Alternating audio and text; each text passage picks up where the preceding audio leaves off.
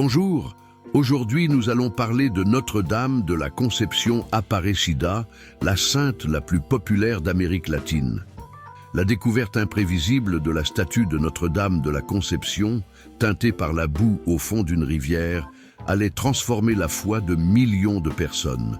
Que vous connaissiez déjà cette histoire ou que vous l'entendiez pour la première fois, préparez-vous à découvrir comment la patronne du Brésil a commencé son voyage dans le cœur d'un peuple.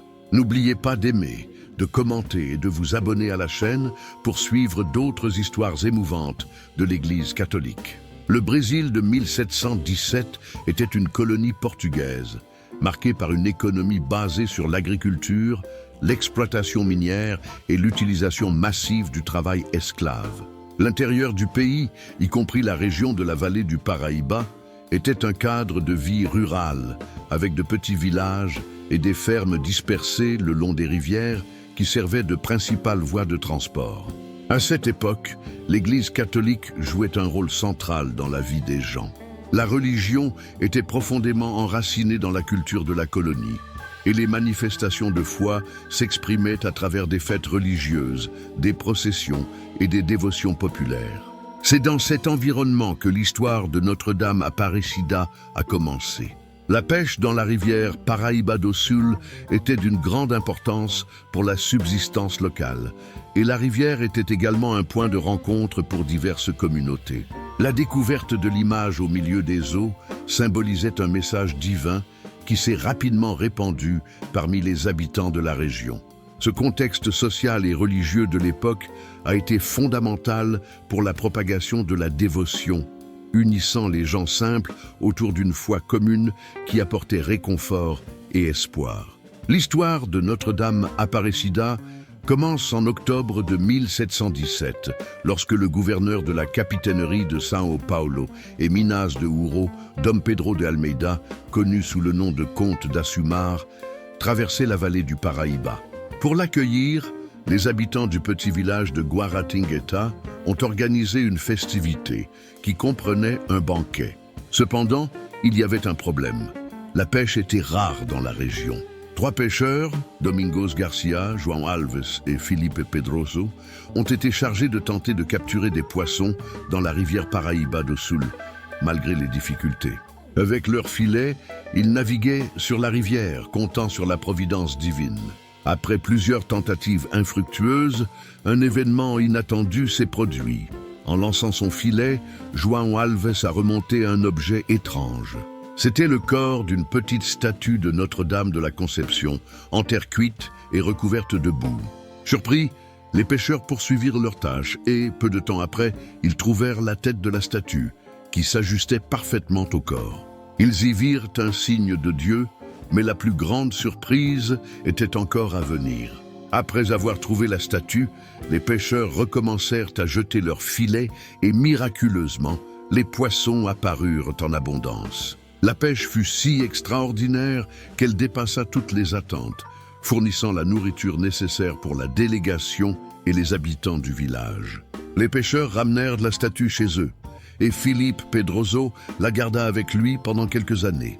Peu à peu, les habitants de la région commencèrent à se réunir pour prier devant la statue, lui attribuant des miracles et des grâces obtenues.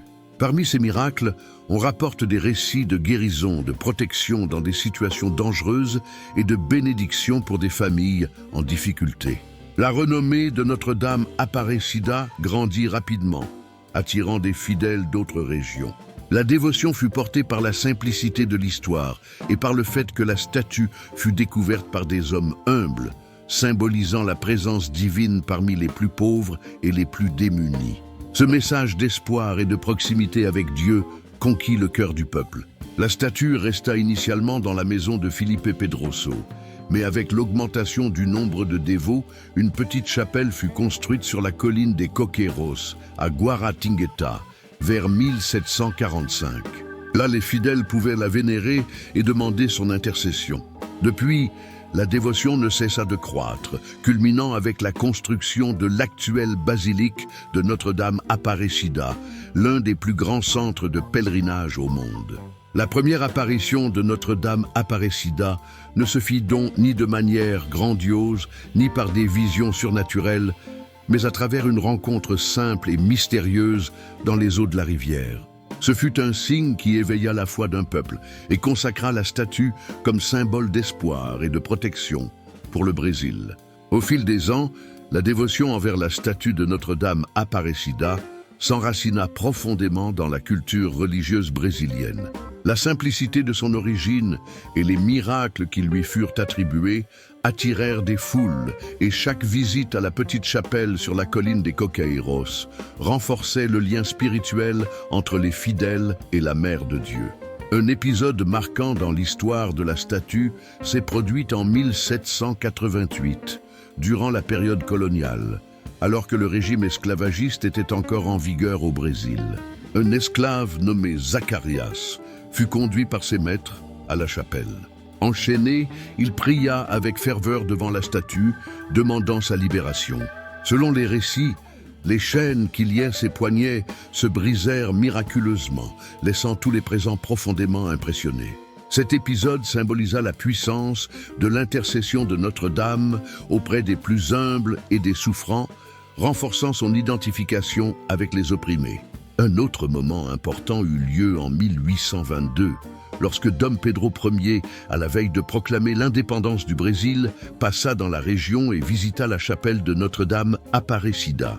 Cette visite contribua à consolider la statue comme un symbole d'unité et de protection nationale, vénérée non seulement par les paysans et les esclaves, mais aussi par les dirigeants politiques et les figures de prestige. À mesure que la dévotion grandissait, des défis émergèrent. Au XIXe siècle, avec l'intensification de la foi autour de la statue, les autorités locales et l'Église ressentirent le besoin de mieux structurer l'espace destiné aux fidèles. En 1834, la chapelle fut élevée au rang d'église, bénéficiant d'un plus grand soin pastoral. Cependant, le petit espace ne suffisait déjà plus à accueillir le nombre croissant de dévots. C'est durant cette période que débuta la construction d'un temple plus grand, connu sous le nom de Vieille Basilique. Inaugurée en 1888, cette église de style baroque devint le principal lieu de pèlerinage du pays. La construction de la Vieille Basilique marqua une étape importante dans l'institutionnalisation de la dévotion à Notre-Dame Aparecida. L'un des moments les plus significatifs survint en 1930, lorsque Notre-Dame Aparecida fut officiellement proclamée patronne du Brésil par le pape Pie XI. À partir de ce moment, sa dévotion dépassa les frontières régionales, s'imposant comme l'un des piliers de la spiritualité catholique brésilienne. Aux alentours de 1955, la nécessité d'un temple encore plus grand donna naissance à la construction de l'actuelle basilique de Notre-Dame Aparecida, également connue sous le nom de Nouvelle Basilique. En 1980, lors de sa première visite au Brésil, le pape Jean-Paul II consacra la basilique, la reconnaissant comme l'un des plus grands sanctuaires mariaux au monde. Cette continuité de la dévotion est une preuve vivante que le message d'espoir et de protection continue de résonner dans le cœur de millions de Brésiliens. Notre-Dame Aparecida n'est pas seulement la patronne du Brésil, mais aussi un symbole d'union, d'espérance et d'intercession divine. Des millions de fidèles trouvent du réconfort dans sa protection. Et les récits de miracles et de grâces accordées continuent d'inspirer des personnes de tous âges et de toutes origines.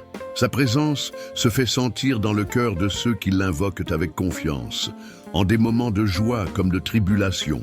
Aujourd'hui, la basilique de Notre-Dame Aparecida est l'un des plus grands centres de pèlerinage marial au monde, accueillant des millions de dévots chaque année. Là, les fidèles se rassemblent pour remercier, demander des grâces et fortifier leur foi, en gardant vivante la flamme de cette première apparition survenue il y a plus de 300 ans. Si cette histoire vous a touché, rappelez-vous que la foi est une invitation constante à faire confiance à Dieu et à sa très sainte mère. La dévotion à Notre-Dame Aparecida est un appel à vivre dans l'espérance et à partager l'amour et la solidarité avec les autres.